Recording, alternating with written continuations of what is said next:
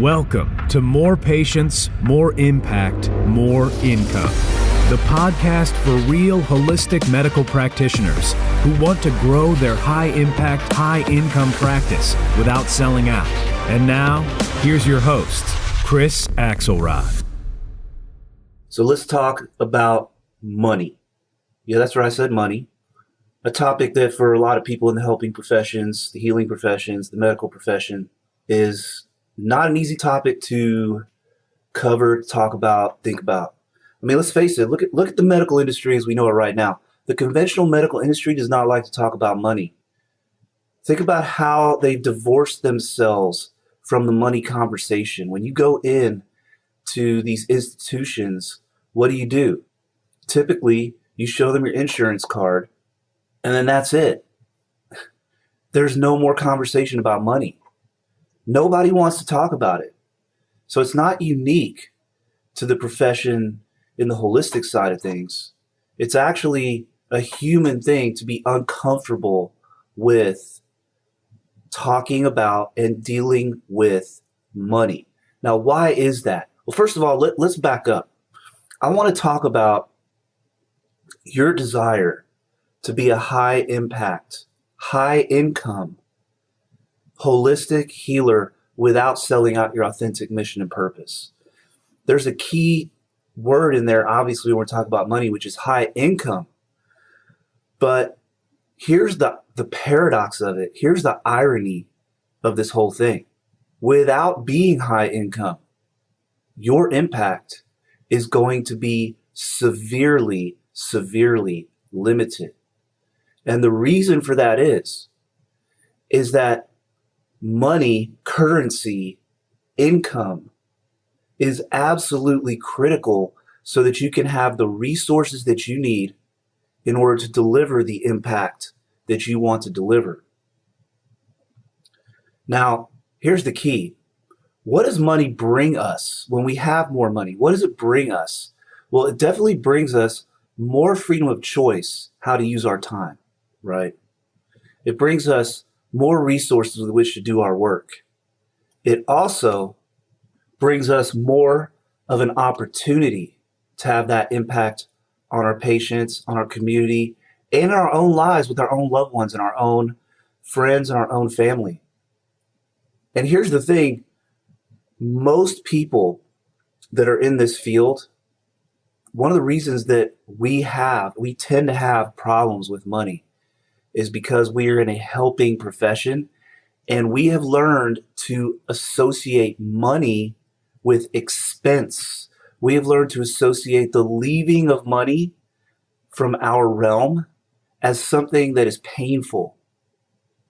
We've also learned to associate money and the power that money brings with evil and with bad intentions.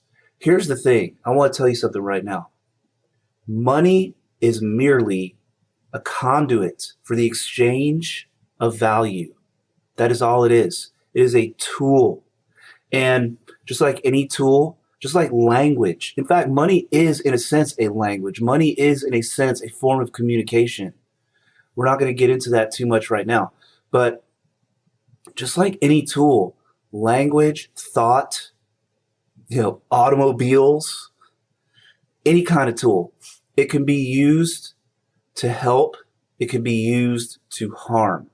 Attributing the pain and the suffering that people inflict upon each other using tools purchased with money, using money as a tool, attributing that pain and suffering to the money itself is where we end up with all kinds of problems.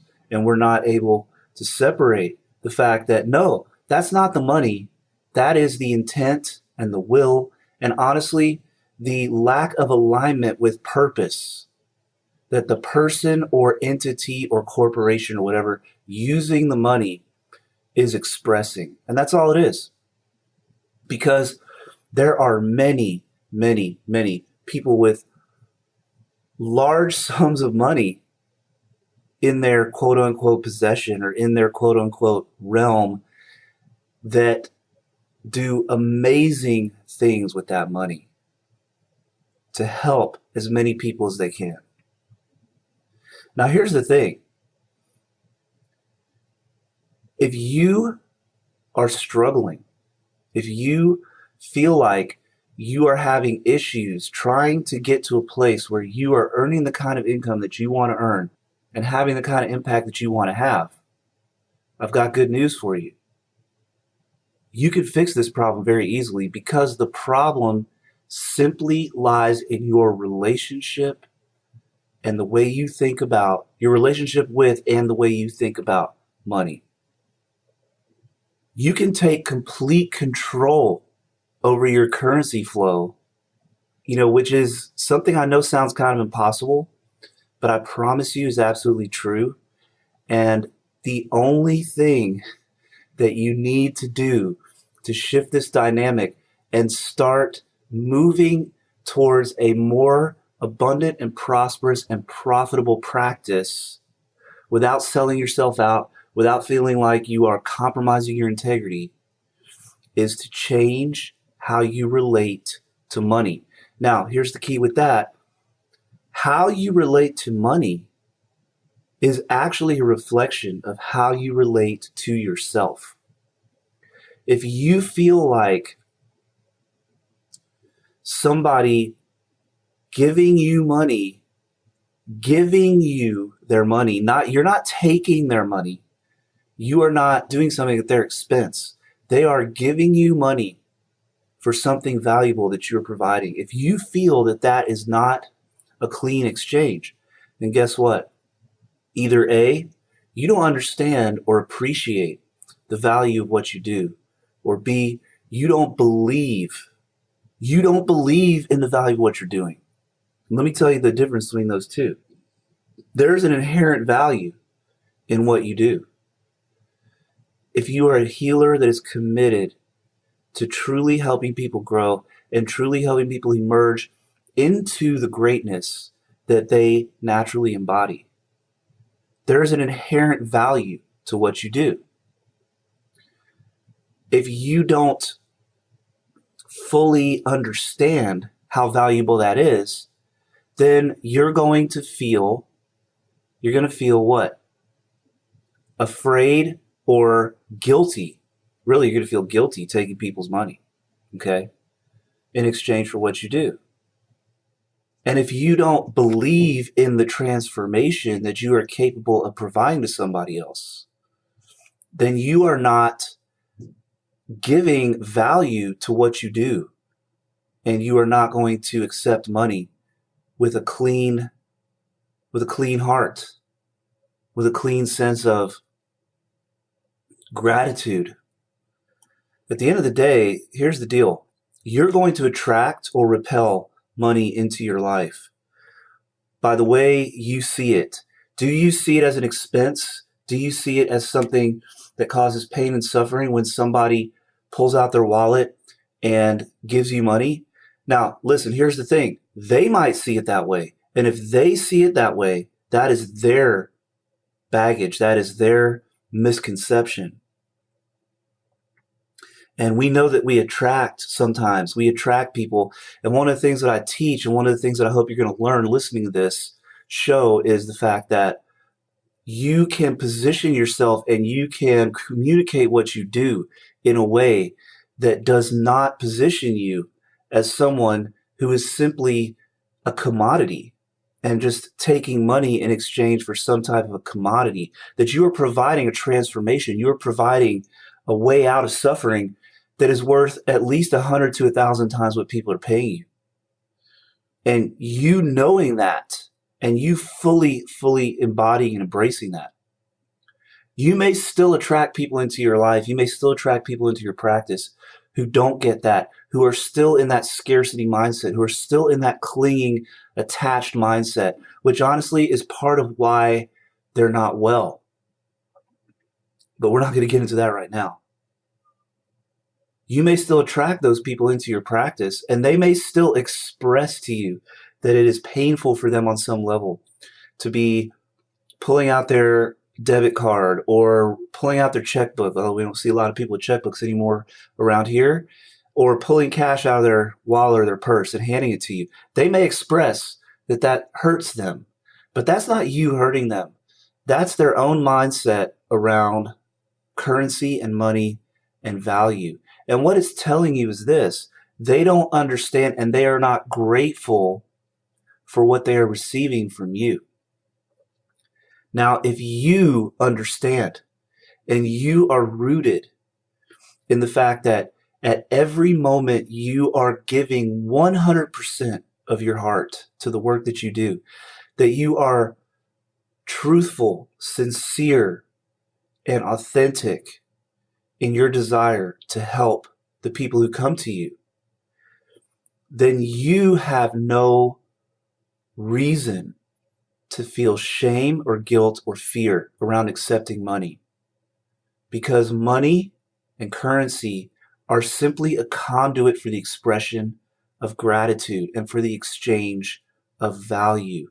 And when you are grateful for the opportunity to do your work, and you are grateful for the skills that you have, and grateful for the transformation that you, not only that you provide to others through your work, but that you actually receive by doing your work. When you live within that sphere of gratitude, you completely break down all money barriers. Because now it's not a taking, it's not a harming, it's not something where you are having a negative impact on someone else's life by accepting money in exchange for what you do. You're allowing them the opportunity to express gratitude to you for something immensely valuable. And there's another side to this too. There's a very important side to this that I want to talk about as well.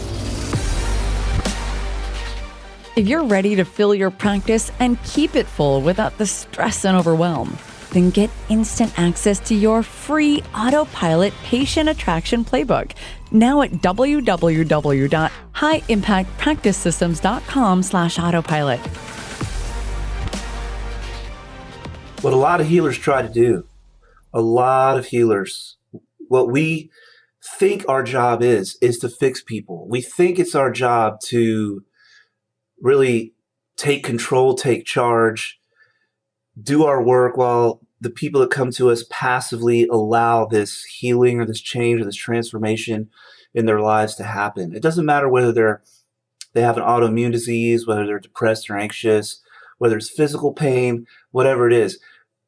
There are people who, in my opinion, incorrectly assess their job as a healer as being a fixer. And when you see your job that way, what you will then see is the transaction of the money in exchange for your service as part of what you are supposed to be managing. That in fact, you see that the patient or the client or whoever may have some issues around money, and you then project onto them your need to also fix that situation and heal that situation for them. And the way that most people end up doing that is giving a discount or in some other way feeling this shame and anger or guilt or fear or whatever it is around this exchange of money, which just pollutes the transmission of that value and that gratitude back and forth. It creates a turbulent relationship between yourself and your clients and your patients. When you remove yourself from their feelings around money, their shame around money, their guilt around money, their pain around money, remove yourself from that. Let them manage that. Give them that freedom. And instead of seeing yourself as part of your job is to help them feel better around that, allow them the freedom to work through that. If you're a real healer, if you're a true healer who is really working to help change someone's life, then your job is to facilitate and guide and help bring people to a place where they heal and transform their own lives. And when you insert yourself into their feelings around money, then you're actually taking away their freedom as well. I have a great story, and then we're going to end this episode, but I had this patient came in, and for those of you who may not know, one of the things that I specialize in is reproductive infertility. And I had a patient who came in who had had 4 miscarriages, and she was nowhere near an age where we would expect that to be normal or expected. She was in her late 20s. They were unexplained miscarriages. Nobody could explain why she was having them.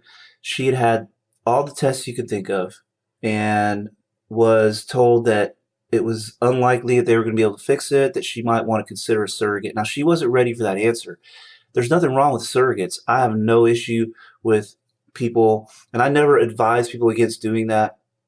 But she came to me and she told me, I'm not ready to go there yet. And the fact that she's so young, I thought, I think she's making a smart decision, because it's probably just something that obviously no one can see on a test, but probably just a subtle physiological or biological shift that we could easily fix with nutrition and some of the other natural techniques that I use as an acupuncturist, herbalist.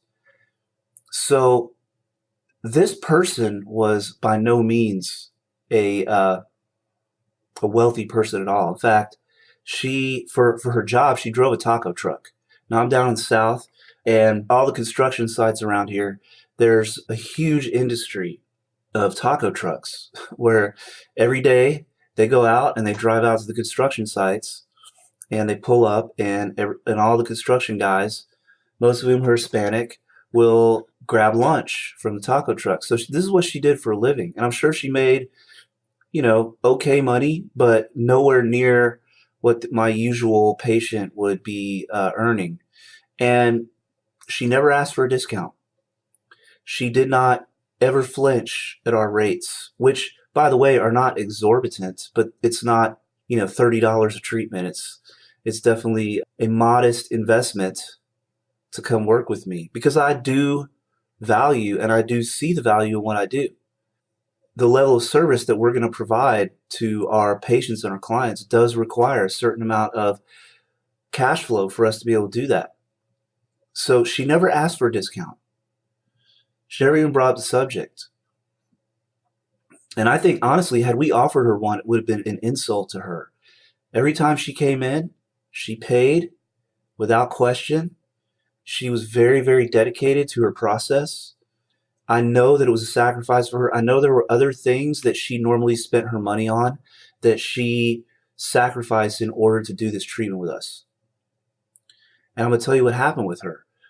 8 weeks after she started working with us, she got pregnant again, and she did not miscarry. And she now has a beautiful daughter. We're actually friends on Facebook. Every once in a while, I'll see a picture pop up on my news feed on Facebook, and I'll like it or I'll comment on it, how happy I am for her. Always a nice comment back. And the bottom line is this: what would happen had we tried to interfere with that? What kind of dynamic would that have created? By just allowing her the freedom and the choice to be able to either A, pay us the fee that we wanted, or B, ask for a discount herself, which we would have gladly given her had she asked for it. So I'm not saying never discount your services. That's not the kind of money relationship that I'm talking about having. I'm saying don't manage or feel guilty in advance for accepting payment from people who see the value in what you do. And again, the key here is this: you must see the value yourself. You must remove all guilt and all shame and all doubt in your mind that what you do is incredibly, incredibly vital to not only the people who come to you, but to your community, to the world. Because at the end of the day, the work that we do as holistic healers is really about helping people become stronger, helping people become more clear and more resonant and more powerful versions of who they truly are, and really helping them to manifest this amazing healing potential that they embody. To me, how could there be anything greater than that? I don't know. To me, now I'm not saying, that this is the greatest work ever. I mean, because obviously all types of work are necessary. People who build bridges, people who fix plumbing, people who, manufacture clothes. I mean, it's all part of people who grow food. It's all part of this huge and massive, beautiful thing we call life. And there's not really one thing that's more valuable than the other. But I'm just going to tell you right now, for me, I couldn't see myself doing anything else. And this is what I'm so grateful for. My work not only strengthens and changes the lives of the people that I work with, but it strengthens me. It changes my life. It feeds me.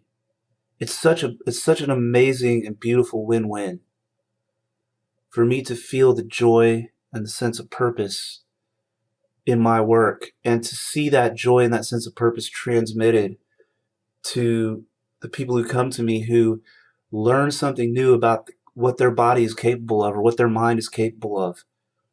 I just love this work. I would never trade it for anything, and I will never feel guilty or ashamed at accepting money in exchange for what I do. And that money will always be reinvested, not just into my personal life, not just into, helping me make sure that my family's taken care of and that we have a place to live and that my kids are going to college and all these other things that are important to me as an individual. But this money gets reinvested into the practice, into the people that work for me, into the facilities that we have, and into continuing to educate ourselves to become better and better and better at what we do. So I want to encourage you today to really examine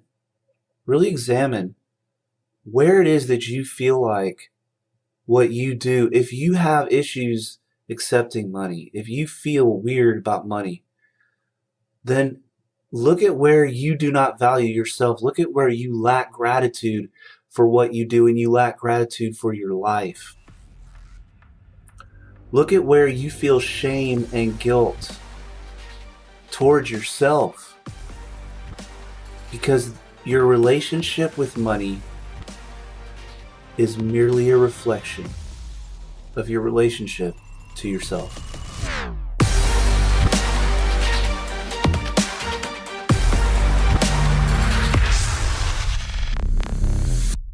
This is thepodcastfactory.com.